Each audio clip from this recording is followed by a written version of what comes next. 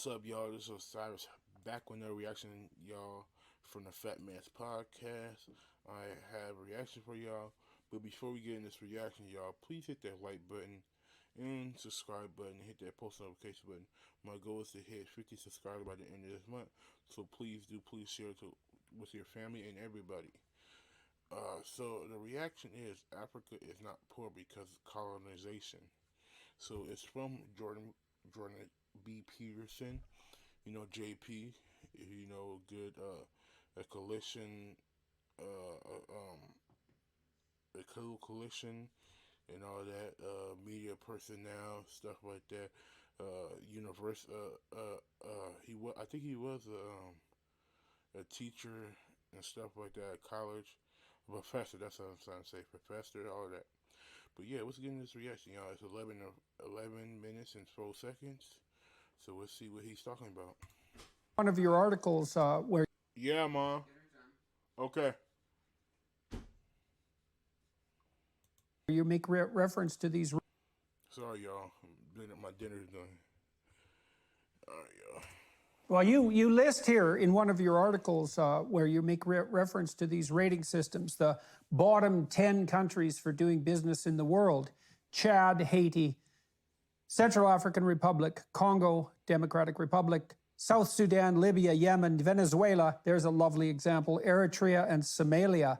And so there are three exceptions in the African ecosystem: Mauritius, Rwanda, Kenya, South Africa, Botswana, and Zambia. You pointed out in your prospectus, is it prospectus article? Yeah, prospectus article of Artbridge Institute. Right, that Mauritius is a rising star, and Rwanda is in some ways comparable to Georgia. So some of these countries have started to get this right. Yes. And so what's the consequence of that? And what does right mean? What they have understood, what these countries have understood, is that economic freedom is at the center for prosperity building. Rwanda, for example, Paul Kagame, the president of Rwanda, is explicit about it. He said he wants to be the Lee Kuan Yew he wants to be the Singapore of Africa, and Lee Kuan Yew is his model. Now, I don't know what Wikimando. Y'all tell me in the comments what that. Sorry, y'all. I gotta fix my chair. Y'all tell me in the comments what that means. I don't know what Wikimando is, y'all. It sound like if y'all ever watch anime Bleach, it sound Wikomon like Wikumoon, stuff like that. But if y'all know what Bleach is, but yeah, y'all tell me in the comments what that is. Dirty mouths are gonna start shouting, "Oh yeah, see, authoritarian, blah blah blah," whatever. Me, I want to talk only about the on the economic side. If you take Lee Kuan Yew and Singapore as your example, then it means that, like him, you're gonna have to be serious about economic freedom. And that's exactly what he did. That's what Singapore did. When Singapore figured that out, they went on to put in the right reforms to make their environment some of the most business-friendly environments in the world, one of the most free markets environment in the world, and you saw the magic of Singapore. Today, Singapore... You see, that's when you get out that victim mentality and you start working on your city, you start building money, you start building capital in your country so you can rise up. And just like Singapore did, like she just said. And I don't know much about Singapore, but I'm just going based on what she's saying. Singapore is richer than its ex-colonizer, Great Britain. So when I hear people telling me today, "Oh, hey, stop using these for ear cleaning. They're even banned to use in the Sorry about the ad. Africa is poor because of colonization," I'm like, please, let's move on from that. Does it have maybe a tiny percentage in where we are today? Maybe, and I don't know. But I know it's not the cause. Because if it were, many countless countries have been colonized before. And by the way, colonizing one another is humanity's history. It just happened that maybe Africa has been one of the... Exactly. Every race, Mexicans, Puerto Ricans, everybody, every race, every ethnicity, everybody in the entire world has been conquered by somebody. It's the human race history. We all know this. thank you for somebody telling how it is. The last, colonized. And you guys, this is an African. It's an African from the motherland, y'all. So y'all can't say she's wrong. You can't say it. Y'all can't be mad at me. This is a straight from an African, straight from the motherland. You know what I mean? She look African. She actually a beautiful African though. Region in the world. So in our psyche, it is there and it acts like nothing happened before to others. But flash news, it's the history of the world. We've True. been capturing each other back and forth, all of that. So anyway, but the truth is, Singapore, richer than Great Britain today. Wow. And then Hong Kong happened. And then because Hong Kong happened, China even today happened. Because China's like, wait a minute, what went on over there? And then China went on to do the exact same thing with its SEZs, the special economic zones, some of the most free market zones in the world. And then look at it happen in communist China, who, when it comes to economics, decided that we're going to do the free market, we're going to be capitalist, because that's the only way. We tried everything else. We killed hundreds of millions of. Exactly. You can't be no socialism, commie, none of that, y'all. You gotta be a capitalist world, and that's why I like America, because you can build up and be one of the richest. You can bring in power. It's like I don't understand why these black people always like, no, it should be equal. It should be equal playing field. But you know that would not work. Just like if somebody put 40 hours in and you putting 7 hours in, they should get paid the same thing as you. No, hell no. People, and we have nothing to show for it. But now that we're tired of being disrespected members of society, because guess what? That's the other thing too. You want to be respected in this world, you're gonna have to be among the prosperous ones for other reasons. She said it, y'all. I didn't. Oh my God, I like this video. She's absolutely right. I would marry this woman right away. I'm not gonna lie to you. She's absolutely right. You gotta be prosperous before you more respected, y'all. And that's what black people going wrong up in America. They don't own no money, so they can't be respected. They don't. I'm just, you know what I mean. They believe they're not getting respect. If you build your power and take some money, shoot. Even if y'all do 10%, because we're at 4.4 right now, that's how much money we have in America. So if y'all even go to 10%, that means we're getting power. They're like, damn, is that a black dude in the Ford, or I don't know in the businessman or something like that? Here. Millions of people, and we have nothing to show for it. But now that we're tired of being. I just got my hands on the Arizona Sorry about Adobe the ad, Captain yeah. from Thursday Boots. I like the construction and the weight of. When I hit 50 disrespected members of when I hit 50 subscribers, then I'll get premium. society, because guess what? That's the other thing too.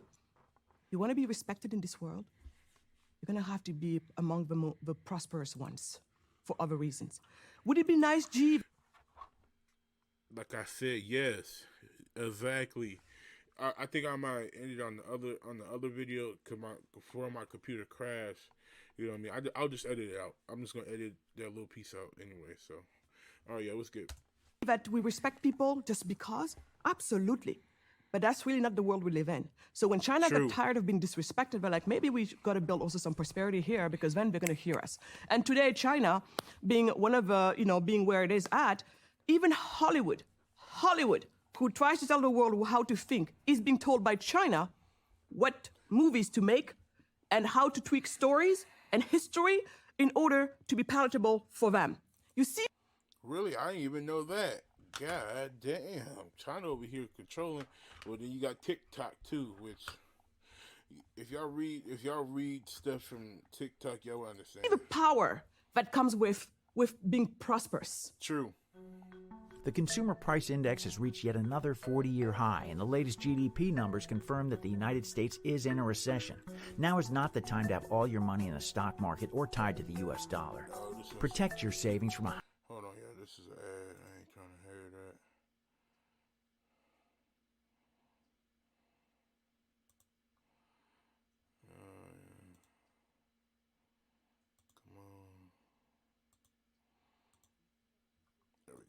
concretely to countries like Senegal to get? What would you recommend concretely to countries like Senegal to get the hell out of the way, let's say, of the people who would, like you, would do everything they could to try to make it better? I mean, one of the things that happened with India is India established the Indian Institute of Technology, which is a deadly engineering school. And a huge number of its graduates went to Silicon Valley, as you well know. Yep. And many of the successful Indian graduates of IIT started to dump money back into India and build a. See, that's what we black people need to do.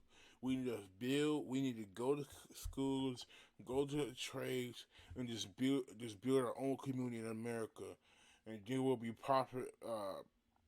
profitable in America. Prosperous in America. So that's what we need to do. We need to come together. Don't care about your emotions. None of that. That's what we need to do. Indians do it, Somalians do it, Mexicans do it. When they get here, it's so crazy. Arabs do it. Everybody does it. Muslims, everybody. Capitalist infrastructure there, or help build a capitalist infrastructure there. So this sort of thing can really take hold. If you were making recommendations to governments who wanted to get on board and stop being like Chad, Haiti, Central African Republic, Congo, South Sudan, Libya, Yemen, and Venezuela, etc., what concrete steps should they take from the bottom up to get the hell out of the way? Exactly. So two things we've been doing. You guys, here's a couple things y'all can do. We can do to be prosperous in America, the black community. Because I'm a practitioner, as that's my entrepreneurial journey. I'm an entrepreneur, so I practice what I preach. But I also preach. I preach for free markets, and so when it comes to that, I'm one of the hats that I wear is as the director for the African Center for Prosperity of the Atlas Network, the largest organization in the world of free market think tanks around the world. And so what we do there is we work on reforms around the world to take down barriers of entry for local entrepreneurs. So that's one thing. But as we all know, that's a great initiative to take, and we've been making some really good advances in many countries, especially in Ghana. We've been making a lot of progress with our partners there, Imani. But that is piecemeal legislation. It takes forever. It is hard as heck. And by the time you made a gain here, you made 20 losses over there, and it's a continuous problem. But until we get better, we got to continue at it. So that's one thing we've been doing. And so that. And that's what we can do. If we just be consistent, like what she's saying, just keep on going. And sooner or later, it will go through. You know what I mean? It's a hat I wear working with free market think tanks to try to make it easier for local entrepreneurs to join in the party. Additionally, I'm going bold. I'm going radical. For the past few years, we've been advocating an idea for Africa that found some of its roots in Latin America. And again, I'm related to the people who are involved in this. My husband being one of the key figures in this movement, a movement called the Charter Cities. Paul Romer calls it like that. He's a Nobel laureate in economics. Others call it the Free Cities. I like to call it the Startup Cities. So the best way to think about it, Jordan, and it goes back to what you were talking about earlier when you use the word operating software. Most of the poor, most of the low-income nations, so meaning back in the days, the way we used to call it is poor nations, they have regulations for poverty. They're basically regulated for poverty, meaning the laws, the set of law, poverty. It only calls poverty. And so what some of these folks have thought about, looking at the Dubai example, Dubai just recently entered the top 10 of international financial centers of the world. And what Dubai did at some point is think about it and be like, on this bare, sand. That is crazy, because Dubai, crazy. If y'all seen that back then, you crazy. All them buildings be, oh my God. It's crazy. But that's them billionaires, man. Them oil people, they're trillionaires. If we just combine all the families, they're trillionaires. Plot of sand that's technically worth nothing right now, as is. This 110 acres of land sand everywhere. They're like, well, maybe Sharia law is not the best for business. We got to think about better set of laws for business. We're talking about only about business, not family law, not anything else but business. And they decided there's got to be something better. And so they looked around, and that's actually So a man who's capable of aggression but has it under control is a way more useful man than when, to take one of the terms you used earlier, they're starting to realize, common law is actually a better way for business, specifically British common law. So at that point, and I'm oversimplifying here because otherwise we can totally geek out on it. Remember, this is like one of my latest things that I've been involved in, but latest, it's been the past 10 years, and I'm going to share with you a win. So Dubai is like, we have to adopt British, common law, primarily British common law. We're going to hire retired British common law judges to come and educate the law here, train our own people, and that, along with many other reforms, to also become a top center when it comes to the and in the free market when it comes to the finances. Dubai. Yeah, well, that British common law system.